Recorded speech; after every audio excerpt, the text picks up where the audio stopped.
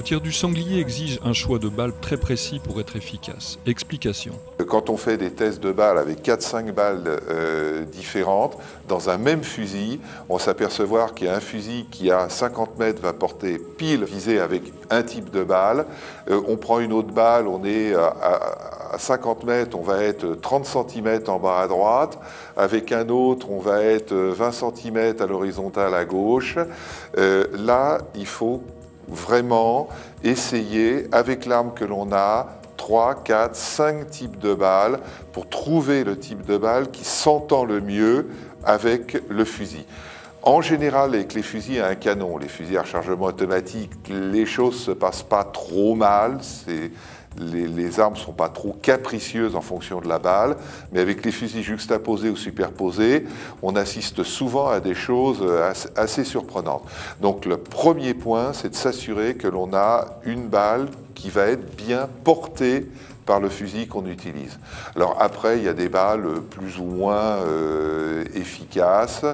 Une bonne classique comme la Brenneck, elle a démontré son efficacité. Une Brenneck Rubin Sabot, c'est mieux. C'est encore mieux. Les slugs américains, surtout dans les versions modernes, des slugs assez lourds avec des têtes un peu creusées, sont très efficaces. Ils ne sont pas tellement utilisés chez nous, curieusement. Moi, personnellement, je conseillerais de rester sur ces valeurs sûres. Je dirais la Brenneck classique, la Brenneck Rubin Sabot, la sous-calibrée, et les slugs américains.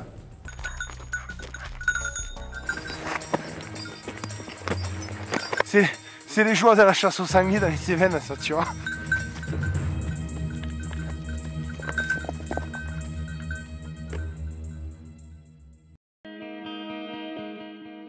Choisir son arme est un acte capital qui relève à la fois d'un processus culturel, traditionnel, mais aussi d'expérience. Une question qui m'a plusieurs fois été posée, c'est pourquoi est-ce que dans le sud de la France, les chasseurs sont si attachés aux carabines à rechargement automatique, donc qui permettent d'enchaîner 3 coups sans intervention manuelle, alors qu'il est rare qu'ils aient l'opportunité de tirer le 3e coup, et parfois même ils ne tirent souvent qu'un coup. Je pense que la raison, elle est historique, même si le mot peut paraître un petit peu fort, c'est que la grande poussée démographique du sanglier dans le sud de la France et d'ailleurs un peu partout en France, c'est fin des années 60, courant des années 70, je dirais la grande expansion, elle a commencé vers 65-70 et puis elle s'est poursuivie pendant toutes les années 70 et ça a correspondu au moment où les armes à rechargement automatique sont arrivées sur le marché, singulièrement à l'époque la fameuse Browning Bar, qui existe toujours d'ailleurs, qui a été bien modernisée, mais qui existe toujours, et puis celle qu'on appelait la 280 Remington, en fait la Remington en calibre 280.